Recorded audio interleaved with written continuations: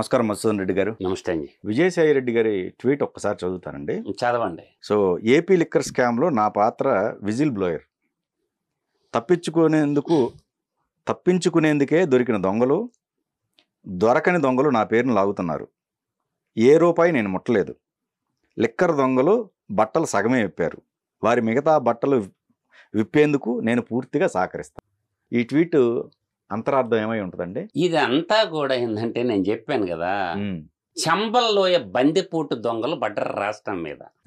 ఆయన సహకరిస్తానంటున్నారుగా. ఇవన్నీ నాటకాలు కట్టి పెట్టమను. చంబల్లోయ బందిపోటు దొంగల్లాగా పులివెందల బందిపోటు దొంగలు పడ్డరు రాష్ట్రం మీద. యూపీలో చంబల్లోయ బందిపోటు దొంగలు, పులివెందల బందిపోటు దొంగలు పడ్డరు రాష్ట్రం మీద. ఇదైతే వాస్తవం. ఈ సంక్షేమ పథకాల పేరు చెప్పి సంక్షేమ పథకాల మాటున గతంలో రాజశేఖర్ రెడ్డి ముఖ్యమంత్రిగా ఉన్నప్పుడు కూడా కొన్ని సంక్షేమ పథకాలు వచ్చినాయి. వాటిల్లో ప్రధానంగా మనం చెప్పుకోవాల్సింది ఆరోగ్యశ్రీ ఒకటి, అది 108 అంటారు. తర్వాత ఫీజు రీంబర్స్మెంట్ ఒకటి, దాని తర్వాత రైతు రుణమాఫీ ఒకటి జరిగింది అప్పట్లో. మీరు బాగా గుర్తుపెట్టుకోండి. ఫీజు రీంబర్స్మెంట్, ఆరోగ్యశ్రీ, రైతు రుణమాఫీ. ఈ పథకాల మాటున కొడుక్కి ఎన్ని లక్షల కోట్లు దోచిపెట్టిండో.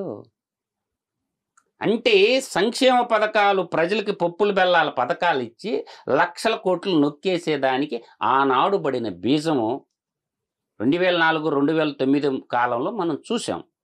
జలయజ్ఞం పెట్టి ఏమీ లేనటువంటి వాళ్ళకి మొబలైజేషన్ అడ్వాన్సుల రూపంలో డబ్బులు ఇచ్చి ఇది మనం చూసాం. భూముల పందేరం, లక్షల ఎకరాలు భూముల పందేరం.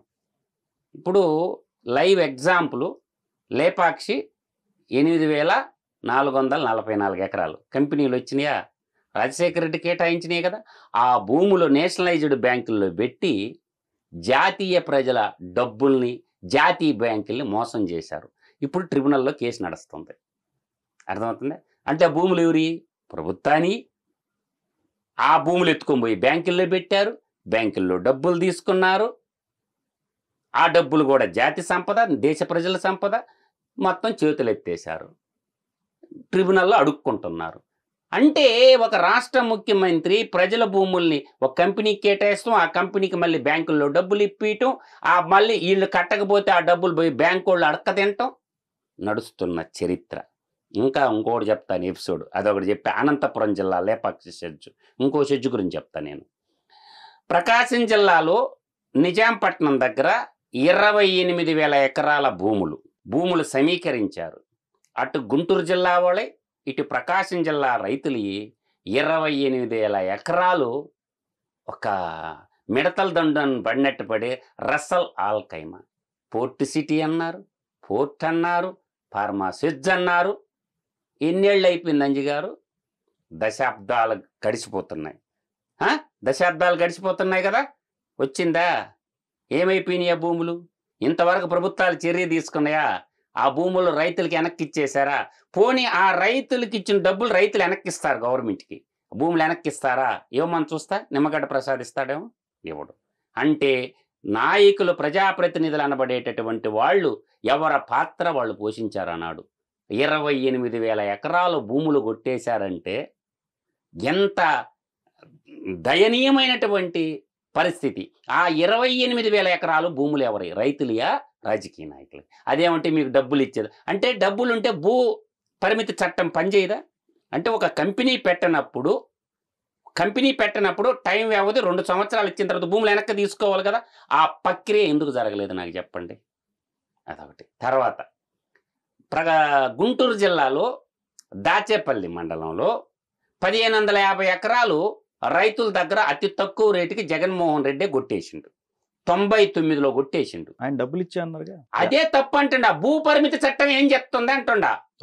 నేను అనేది చట్టాలు ఏమైపోయినాయి అంటుండా. అంటే నీ దగ్గర డబ్బులుంటే ఎన్ని భూములైన కట్టితే భూపరిమితి చట్టం ఎందుకు తెచ్చారు? 54 ఎకరాలు కుటుంబానికి, భార్య భర్త 2 పిల్లలకి. అంటే నీవు కంపెనీలో ఎంప్లాయ్మెంట్ లేకుండా, స్టేట్కి జిఎస్టీ లేకుండా, ఉత్పత్తి లేకుండా ఉన్నప్పుడు, అసలు అక్కడ కార్యకలాపాలే లేనప్పుడు ప్రభుత్వం రద్దు చేసేయాలి కదా. చెల్లదు కదా. అంటే భూస్వామ్య చట్టాలు తెచ్చి భూస్వాములు వెళ్ళిపోయినారు, భూబకాసురులు కంపెనీల ముసుగులో ఇలా వస్తున్నారు. మళ్ళీ భూస్వామ్య వ్యవస్థ పోయిందని అందరూ అనుకుంటున్నారు. కొత్త తరహాలో భూస్వామ్య వ్యవస్థ మళ్ళీ ఏళ్ళూరుకుంటుంది. అర్థం చేసుకోండి ప్రజలు కూడా నేను చెప్పే మాటలు. కొత్త నయా భూస్వామ్య వ్యవస్థకి కంపెనీలని ముసుగు తగిలిచ్చారు. ఒక కంపెనీ పెడితే యువతకు ఉపాధి ఇవ్వాలి, తద్వారా ఆ వస్తువులు అమ్ముకోవటం వల్ల ట్యాక్స్ రూపంలో ప్రభుత్వానికి ఆదాయం రావాలి. అది ఏమి జరగకుండా 26 సంవత్సరాల నుంచి సరస్వతి భూములు 1550 ఎకరాలు ఒక వ్యక్తి చేతిలో ఉండయి అంటే ఇది కంపెనీ పేరు రిజిస్టర్ చేసుకుని ఎవడైనా ఎన్ని ఎకరాలు అయినా కొనుక్కోవచ్చు అని జీవో పాస్ చేయండి గవర్నమెంట్. అందరూ కొనుక్కుంటారు కదా, డబ్బున్న వాళ్ళు అందరూ. అవునా కదా అంజి గారు? ప్రతి వాడు కొనుక్కుంటాడు కదా, మీకేంటి నొప్పి? అంటే చట్టం ఈక్వల్ ఆఫ్ జస్టిస్ అనేది అందరికి ఉండాలిగా. అంటే కంపెనీ వాడికి జగన్మోహన్ రెడ్డికి ఒక న్యాయం, సామాన్యుడికి ఒక న్యాయమా? అంటే రాజకీయ నాయకులకి ఒక న్యాయము, ఇంకొకరు అవుపాళ్ళు అయ్యన్నా. ఇదంతా వైలేషన్ అనమాట. 1540 అసలు కంపెనీ లేని కంపెనీకి ఆపు టీఎంసీ నీళ్లు కేటాయించుకోవడం రాజద్రోహమా కాదా నాకు చెప్పండి. లేని కంపెనీకి కృష్ణానదిలో నీళ్లు ఒక క్యాబినెట్ కూర్చొని ఆపు టీఎంసీ నీళ్లు కేటాయిస్తే గవర్నర్ ఎలా సంతకం పెట్టారు? అంటే గవర్నర్ని మీద ఊడి కేసు పెట్టకూడదా? ఎలా ముద్ర వేసావు? ఏం గవర్నర్కి బాధ్యత లేదా? రాజ్యాంగ పరిరక్షకుడు ఎవరు? గవర్నరే కదా. గవర్నరే సంతకం పెట్టిన తర్వాత ఇంకా రాజ్యాంగం ఏడుంది? ఇక్కడ చట్టబద్ధ పాలన అనే వాళ్ళకి మొట్టమొదటి చట్టం ఏంది? ఇండియన్ కాన్స్టిట్యూషనే కదా. కాన్స్టిట్యూషనే ఫెయిల్ అయినప్పుడు ఇంకా సామాన్యులకి నమ్మకం ఏముంటుంది అంజి గారు నాకు చెప్పండి? గవర్నర్కి తెలియదు ఇవన్నీ. ఆయన న్యాయం కోవిదుడే కదా. హైకోర్టు న్యాయమూర్తిగా చేసిండు, సుప్రీంకోర్టు న్యాయమూర్తిగా చేసిండు, రాష్ట్రానికి పదమ పౌరుడు. ఆయన తెలీదా గవర్నర్ గారికి ఎన్నే? నాకెందుకులే, నాకు ఒక బంగ్లా ఇచ్చారు, ప్రజలు నాకు జీతం ఇస్తున్నారు, నేను హ్యాపీగా రాజులాగా బతికేస్తా, నా టర్మ్ అయినాక నేను ఇంటికి వెళ్ళి తొంగుంటా. ఈ దేశం ఏమైపోతే నాకెందుకు, ఈ రాష్ట్రం ఏమైపోతే నాకెందుకు, రాష్ట్ర ప్రజలు ఏమైపోతే నాకెందుకు, నిమ్మకి నీరెత్తినట్లు గవర్నర్లు ఉండటం వల్ల ఈ దుస్థితి, నేటి పరిస్థితి. ఎలా పెట్టావు సంతకాలు? గవర్నర్ ఎలా పెట్టాడు తెలీదు. ఎన్ని గవర్నర్కా? న్యాయ కోవిదుడే కదా. ఈ లిక్కర్ పరిస్థితి ఏంటండి?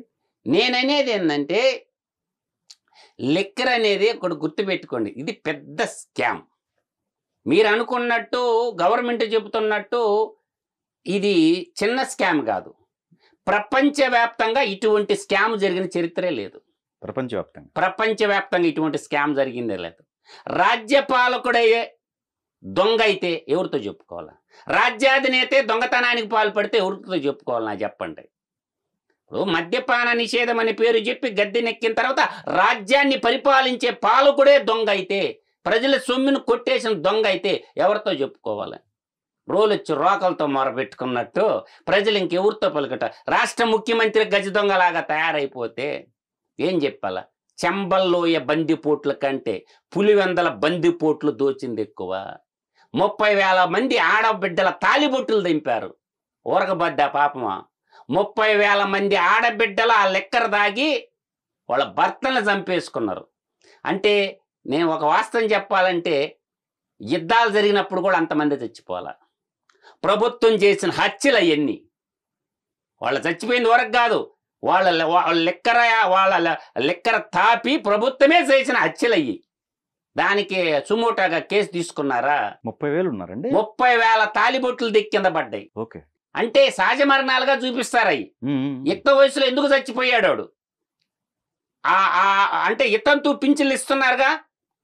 నేను చెప్పే వ్యాలిడ్ పాయింట్ గుర్తుపెట్టుకోండి అంజి గారు. రాష్ట్రంలో ఇవాళ 63,22,000 పెన్షన్స్ ఇస్తున్నారు. దాంట్లో వితంతు పింఛన్లు బయటికి తీయండి. వితంతు పింఛన్లు బయటికి తీసినప్పుడు నేను క్లియర్గా చెప్తుండా, 25 ఏళ్ల నుంచి 40,000 వయసు మధ్య వితంతువుల సంఖ్యను బయటికి తీయండి. ఓకే. నేను చెప్పిన అంకి లేకపోతే ఇంకా ఎక్కువే ఉంటది అంజి గారు. చాలా తక్కువ చెప్పాను నేను. వాళ్ళందరూ ఇదేనా? వాళ్ళ అమ్మాయిలు బతుకున్నారుగా. అమ్మ నీ భర్త ఎందుకు చచ్చిపోయాడు? మీ భర్తకి ఏమన్నా తాగే అలవాటు ఉందా అడగండి. ఒక్క పోస్ట్ మార్టం తీయాలి ఆ కాలంలో. ఎందుకు పోస్ట్ మార్టర్లు చేయలేదు? ఎందుకు పోస్ట్ మార్టం రిపోర్ట్లు లేకుండా ఎందుకు దాన్ని జనరల్ హత్యగా మీరు ఎలా? అంటే 25 ఏళ్ళ నుంచి 40,000 వయసు మధ్యలో ఉన్నటువంటి వాడు ఎలా చనిపోతాడు అంజి గారు? నాకు చెప్పండి, దేనికి చచ్చిపోతాడు? ఒకవేళ ఏదైనా అప్పుల పాలైతే ఆత్మహత్య చేసుకొని చచ్చిపోతారు. అయినా పోస్ట్ మార్టం రిపోర్ట్ ఉండాలిగా. స్థానిక ఈఆర్ఓలు, స్థానిక డెత్ సర్టిఫికేట్ ప్రొవైడ్ చేసాడు, ఆఫీసర్లందరినీ దొంగలే. ఆవేదనతో చెప్తుంది ఈ మాట. కావాలంటే మీరు ఇప్పుడున్న కూటమి ప్రభుత్వం నేను అంటున్నాను కదా, సవాల్ ఇస్తుండ తీసుకోండి. పింఛన్ డిపార్ట్మెంట్ ఏదైతే ఉందో 25 ఏళ్ల నుంచి 40 ఏళ్ల మధ్య ఉన్నటువంటి ఇతంతువుల లిస్టు బయట పెట్టండి. మండలాల వారీగా, జిల్లాల వారీగా బయట పెట్టండి. వాళ్ళు భర్తలు ఏ విధంగా చనిపోయినారో ఎంక్వైరీ చేయండి. యాక్సిడెంట్లో చనిపోయినారా, అప్పుల పాలై ఆత్మహత్య చేసుకొని చనిపోయినారా, లిక్కర్ తాగి చనిపోయినారా? నేను చెప్పిన ప్రక్రియకు 30,000కి డబల్ అవుద్ది. నేను చెప్పింది కొద్దిగానే ఫిగర్ మీకు. ఈ అధికారికంగా ప్రభుత్వం చంపిన హత్యలు నరరూప రాక్షసులాగా తయారయ్యి లెక్కర వ్యాపారం కోసం చేసిన హత్యలు అని మాత్రం నేను చెప్పగలను.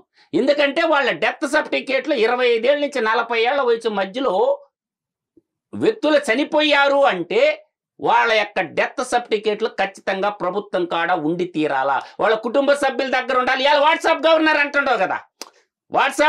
అంటుండవు కదా, ఆ సర్టిఫికేట్ దీంట్లో బయటకి ఎన్ని. ఇంకోటి మధు గారు, ఇప్పుడు ఓకే సరే, వాళ్ళు చీప్ లిక్కర్ ఏదైతే ఉందో, లిక్కర్ విషయంలో కూడా అట్లీస్ట్ ఇప్పుడు పక్కన అవినీతి జరుగుతుంది డబ్బు పరంగా, అట్లీస్ట్ అక్కడైనా వాళ్ళు ఆ విధంగా ఆలోచించలేదంటారా? నేను ఇప్పుడు వాళ్ళ మనుషులైతే ఆలోచిస్తారు అంజి గారు, నరరూప రాక్షసులు. ఓకే, నేను ఎప్పుడు చెప్తుంటా, మహిషాసురుడు, నరకాసురుడు, బకాసురుడు, భస్మాసురుడు, రావణాసురుడు, వీళ్ళందరినీ కలిపి మిక్స్ చేస్తే వాడే కలికాల జగనాసురుడు అని చెప్పను నేను. పురాణ కాలంలో రాక్షసులు ప్రజల్ని ఏ విధంగా అయితే హింసించి వంచినారో, ఒక నయ వంచక పాలకుడు చేసినటువంటి మారణ హోమం, దాంట్లో సమిధులైనటువంటి వాళ్ళు, ఎంత ఆహుతైనటువంటి వాళ్ళు. ఇప్పుడు వీళ్ళ పాత్ర ఏంటి? విజయసాయి రెడ్డి గారు వీళ్ళందరూ అదే నేను చెప్పాను కదండి, చెంబల్లోయ బందిపోట్లలాగా పులివెందల గజ దొంగలు రాష్ట్రం మీద పడ్డరు. అది ఇది అని దేన్ని వదలలేదు. ఆ స్కామ్ మొత్తం 31,500 కోట్ల రూపాయలని కూటమి ప్రభుత్వం ఏర్పడిన మొట్టమొదటి నుంచి గళమెత్తుతున్నది నేనే. ఇది మీరు అనుకున్నట్టు 3,000 కోట్ల కుంభకోణం కాదు, 31,500 కోట్ల రూపాయల కుంభకోణము. Very simple. దీనికి సిట్టుబళ్ళా ఏమి బళ్ళా 48 గంటల్లో బయటకు వచ్చేటటువంటి లెక్కపత్రం. నేను ఇంకోటి కూడా చెప్తున్నాను, ఇప్పుడు కూటమి ప్రభుత్వం ఉందగా, లిక్కర్ అమ్ముతున్నారుగా, ఆధార్ కార్డు లింక్ చేయండి అమ్మకానికి. ఎందుకు లింక్ చేయరు? ఎవడైనా సరే లిక్కర్ కన్జంప్షన్ తీసుకుంటున్నవాడు, ఆల్కహాల్ తీసుకుంటుంటే వాడు ఆధార్ కార్డు లింక్ చేయండి. కొన్నోడు కల్లా ఆ ఆధార్ కార్డు చెప్పకపోతే లిక్కర్ ఇవ్వబాకండి. ఏ బ్రాండ్ ఇచ్చారు, దాని మ్యానుఫ్యాక్చరింగ్ డేట్ ఏంది, ఆధార్ కార్డు ద్వారా వాడు ఆధార్ ఎన్రోల్ చేయండి. అప్పుడు తెలుస్తుంది మీకు వాడు ఏ రకంగా చనిపోయినాడు. ఈ అంతా ఏంటంటే ప్రజల యొక్కనే మత్తులకి బానిస చేసి, ప్రజలకి మత్తు పదార్థాలకు అలవాటు చేసి, మళ్ళీ వాళ్ళ ఆరోగ్యం చెడిపేసి దానికి ఆరోగ్యశ్రీ అని ఒక కొత్త పథకం. ఆడ మళ్ళీ దోపిడీ. నువ్వు చూసా, ప్రజల ఆరోగ్యం ప్రభుత్వాలే చెడగొడతాయి, మళ్ళీ ఆరోగ్యశ్రీ ద్వారా మళ్ళీ హాస్పిటల్. తిరిగి పేదవాడి డబ్బులన్నీ కూడా పెద్దల దగ్గరకే వస్తాయి అన్నమాట. లిక్కర్ రూపంలో పెద్దోళ్ళ కాడికి పోతే, ఈ లిక్కర్ డిస్టిలరీస్ అన్నీ ఎవరి? రాజకీయ నాయకులే కదా. ఈ లిక్కర్లో డిస్టిలరీస్ ఎవడి? అన్ని రాజకీయ పార్టీల నాయకులే కదా, అన్ని రకాల పారిశ్రామికవేత్తలే కదా. మళ్ళీ పోయేది ఆడికే బద్ది సొమ్ము. పేదలకు ఇట్టిస్తారు, ఇటు గుంజుకుంటారు. లిక్కర్ రూపంలో, ఆరోగ్యశ్రీ రూపంలో, ఫీజు రీంబర్స్మెంట్ రూపంలో మళ్ళీ ప్రజల సొమ్ము ఎక్కడికి వెళ్తుంది? గద్దల దగ్గరకే పోతుంది. రాజకీయ నాయకులు అనేబడేటటువంటి చోర రాజకీయ నాయకుల దగ్గరకే పోతుంది. ఇవాళ కాలేజీలన్నీ ఎవరి? ఇంజనీరింగ్ కాలేజీలు ఎవరి? స్కూళ్ళు ఎవరి? చూసుకోండి అంజి గారు, నేను చెప్పే సైకిల్ సిటీను యాళ్ళ రూపంలో కూడా ప్రజల డబ్బు దోచేస్తున్నారుగా రాజకీయ నాయకులు, వాళ్ళ వారపత్రికలకి, వాళ్ళ టీవీ ఛానళ్ళకి. అట్లా కూడా వదలటం లేదుగా. అల్టిమేట్గా పేదలను అడ్డం పెట్టుకొని, పేదల పథకాలు అడ్డం పెట్టుకొని, టెంకాయ కొడితే ఒక యాడు, తర్వాత డబ్బులు ఇచ్చిన కాడ ఒక యాడు, చిక్కి ఇస్తే ఒక యాడు, ఇట్లా అన్ని యాళ్ళ రూపంలో.